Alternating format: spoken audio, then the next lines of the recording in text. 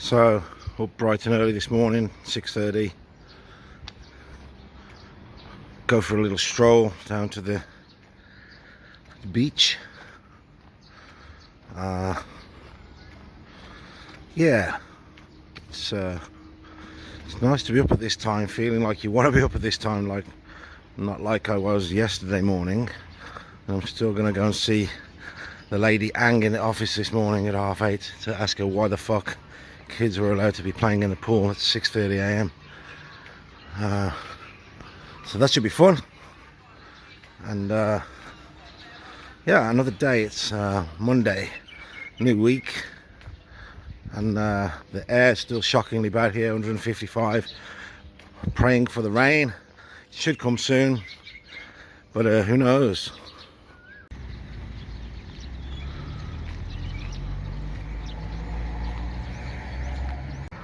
Yeah, a couple of funny anecdotes. Like my friend Karim, who is very like-minded to me in many ways. He said yesterday, like, you know, he got some rain in the islands, which obviously made the air quality a lot better. But like a few days before that, he was just going like, they need more boosters, you know, the Thai people, they need more boosters. Oh, that was quite funny. And then this other story that there's a lot of dogs here. Look at these guys. The Paul, who I've been giving lessons to one-to-one here, and his wife Mei Lin, I think her name is, Thai lady, learned to play bass as well. He said that she played Jimmy White a while back here. Like, Jimmy White, snooker player, apparently has a property here, and he's here, like, you know, months at a time, and she played him, and he said he's still the same old Jimmy White because he kept disappearing to the toilet every 5 minutes. So putting the white into white. Kenny wants me to take him for breakfast.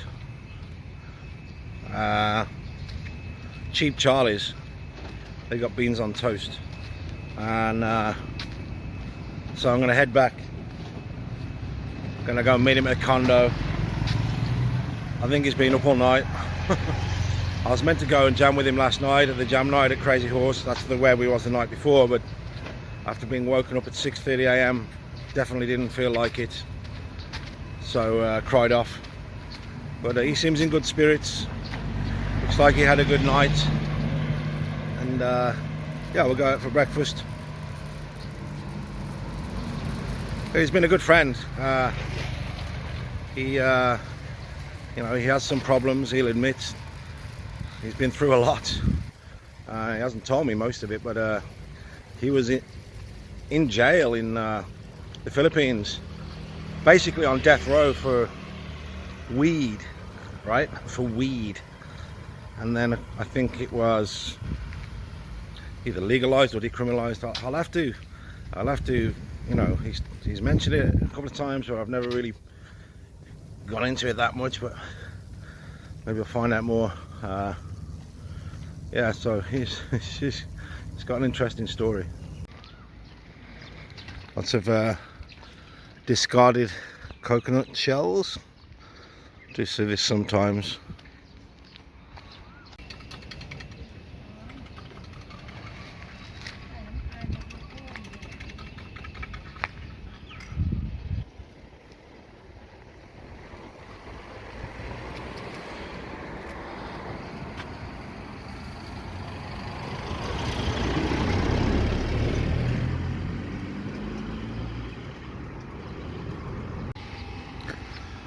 Cocoa Beach. Nice one of the sun catching that Riviera, top of the Riviera building there, just glimmering off it.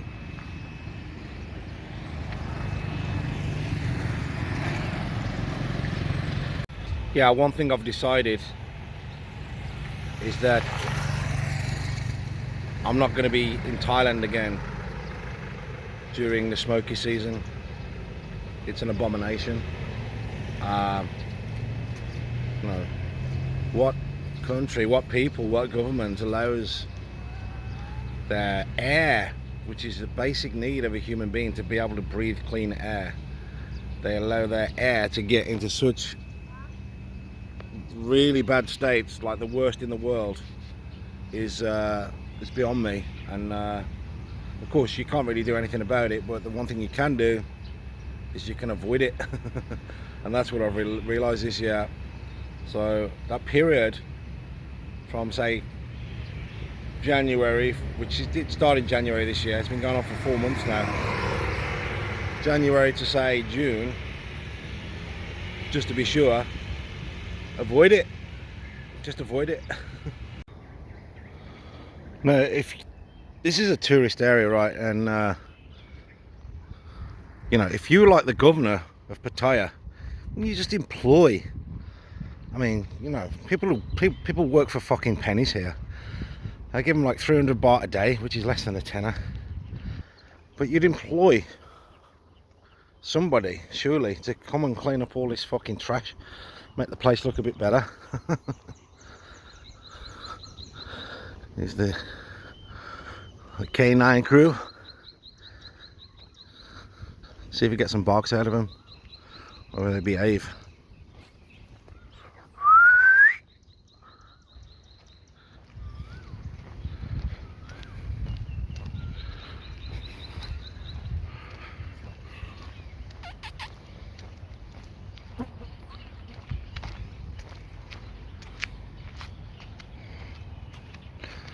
Nice doggies, no bitey. Another beautiful morning here, Pattaya Riviera. There's 3 or 4 of those spread across the city. This one's called Monaco. I don't know what the other ones are called, but Fido. I think that's the R for Regency. But this is down, you know, this end is not really that, you know, it's a bit, I mean, that's my gaff. It's a bit less congested down here. You know, downtown there's high rises all over the place. So this is Jomtien. Pattaya is way busier than here. So it's nice to be in the quiet zone. Yeah, my friend Greg, who I met in Mexico, sent me a photo of me and him from probably a couple of years ago when I was in Antigua in Guatemala, and you know, looking fitter than what I do now. Let's say that, you know, less chubbiness. And one thing I was doing a lot when I was over there was either cycling or walking a lot, because, you know, places like Oaxaca, where I'd just been before that, I used to go out every day and just walk, like do a lot of walking, exploring. It wasn't that great for cycling, but I'd just, you know, I'd get a taxi into town because I was staying a bit out of town, and just walk everywhere. You know, I'd be walking for like 2 hours. And I realize now that, like, because like places like Oaxaca and Mexico City, as I've said before, they're high elevation, so it's hot, but it's a dry heat, so you feel comfortable. I mean, right now I'm walking in the morning, the sun's only that high, and already I'm like starting to sweat like a good one, which is good. I mean, it's good to sweat, but, like, you know, it becomes uncomfortable after a while. Whereas in places like Oaxaca, Mexico City and that, you know, Guadalajara even, I think, it wasn't, it just, you know, you can walk for hours and hours, so it's kind of like easier to do it there. But I've got to get back into it. I don't become a fat fucker. And stopping the beer is obviously a big plus on that side. So that's one step. This is a paintball place. Literally over the road from where I'm staying, so probably never come. Not seen anybody here yet, really.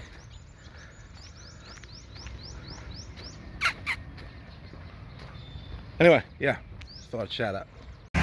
Yeah, and since I stopped drinking about a week ago, I'm starting to feel like I'm getting my mojo back. So that's a good feeling. Rather than feeling shit all the time, You know, I mean, some people like Paul, he goes out once a week and has a drink. But as I said to him the other night, I said if I go out and have a drink one evening, that'll spill over into the next day, and then it's like a perpetual thing with me. It perpetuates itself. At the end of the day, alcohol's a drug, and your body wants more of it to feel better. That's the long and short of it. So you have to be really disciplined to go through that day, the following day. Well, I do, and resist it. So I just thought enough's enough. I'm not 47 years old now, so you know, drank for 30 years, basically more than 30 years. Started drinking when I was 15, so I've had a good innings at it. Now it's time to be something different. So we got banana, 5 bananas in there, a bit of lettuce, a bit of coconut, and a bit of soy milk. Rockin'. They're just waiting for Kenny and his entourage. I'm gonna do an interview with him, I decided, from my YouTube channel. So that should be really, rather than me just talking to him about it, actually film it and ask him all about it, all about his experiences over the last few years, which have been pretty hectic and pretty crazy. So that'll make a good little video, that will. So stay tuned. Rob. Princess Leia. Rob got the Princess Leia too. Pulled him back. The old favourites. Beans on toast with a bit of pepper and brown sauce. Look at that. So Kenny got this breakfast. 99 baht. It's got bacon, sausage, a couple of eggs, pancakes, toast, maple syrup. It's the American breakfast, so 99 baht. It's about $3, I guess, £2.50. You know, in Chiang the coffee's 50 baht. The coffee's 50 baht. Yeah. Cheap Charlies. So I just left Kenny, had some breakfast. He's been up all night and he's been on the molly. He's fucking, the guy's fucking, it's something else, man. Gonna go back to the bicycle shop now and get some gloves, man. Forgot when I was up there last day. I'll need some new gloves. And yeah, I think we've got the gear sorted. He's got loads of gear in his fucking room. He's got fucking PA speakers and PAs and fucking guitars and everything. I think we got the gear for Wednesday night. It was, the sound last week was a bit shit with the guys' gear at the venue, so I'm gonna take some of his stuff. Anyway, gonna get on the bike and cool down. Yeah. So I come back to the cycling place I came to yesterday, and it's closed, although the man here, who's just an 100-kilometre ride, said she'll be back in a minute and she might open to sell me some gloves. Yeah, cool. Got this place, Paddy's Irish Pub. I've just been in and given my details, proposing to come and play here. It's the one, it's right next to that Mapichan Lake, but I've always turn right when I come to the junction. I've just turned left and realised there's a few bars up this way as well, so cool. Another beautiful day, much more sunshine today than yesterday. Check this beast out.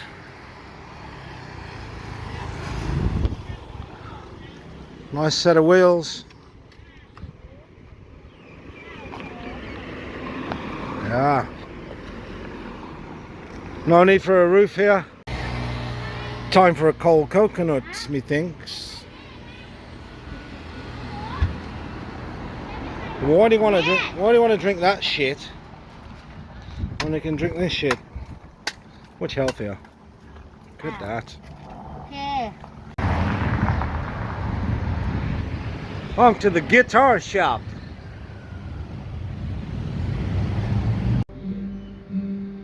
Like the jazz one that Django used to play, 59,000 baht. It's about 1,100 quid. Nice guitar. They got a few Yamahas, but they're all left-handed so far. So funky new guitar strap. Just like the design, man. It's cool. Got the rice cooker on the go. Awesome. Fluffy rice. Some veg fried in water and soy sauce. Healthy. And a bit of veggie photo. If you haven't been on, check this guy out. He's funny as fuck. So I just went to see the lady in the office, Ang, and sort of told her about being woken up at 6:30 AM Of course, you know, when you make a complaint, they usually just pass the book. Oh, security, they can't be like outside and then looking, and I'm like, well, get some more security then on the inside and make sure that people, it's just bullshit, you know what I mean? So just have to see if it carries on. If it does, I mean, I did met a guy who said he had a load of properties here, so I might be looking for somewhere else, but see what happens. Anyway, that's the update. Didn't really get me anywhere. I didn't really think it would, but you know, sometimes you got to try these things. Swaddy Cup. Asking for permission to collision and transfer 100 baht per person. Pardon? And transfer. Oh, what, to use the cafe? Yeah. But I'm going to buy something, right? Yeah. From the cafe. Yeah. Would I have to pay 100 baht to get in? Oh, no thank you. See you later. How ridiculous is that? You have to pay an entrance fee to get into here, and then you're going to buy something. That's backwards, man. Fucking hell, what a joke. So what's going on this afternoon? John from the Big Banner Company, who said he's got a pool table and he reckons he's pretty good, has invited me round to his house, so I'll be going up there in a bit. So let's see, hopefully he's got a good pool table. He sounds like he's really seriously into it, so this could be fun. So I'm going to mosey up there in about half an hour and follow me there, check it out, should be fun.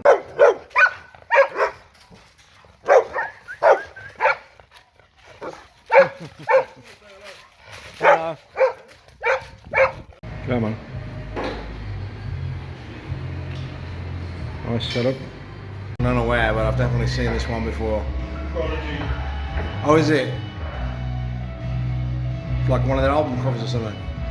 Yeah, it's the inside album cover on Music for the Children's Generation. Ah, okay. Classic.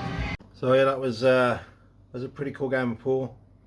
It has a nice table. It's got a nice pad. Full size 9 by 4.5, I think it is. Full size American size pool table. And I basically kept. There was another guy turned up, Michael, I think his name was. They were both good players, and obviously it's his table, and they're using their own cues. I'm not using my own cues, and I lost about 7 games in a row against him, just playing winner stays on. Then I said, right, this is the last game, and then I'm going home. And then I won like 2, so didn't go home empty-handed. So there you go. And I got these Polaroids on the way back home for 289 baht or something like that. Cool. Yeah, motherfuckers, come on.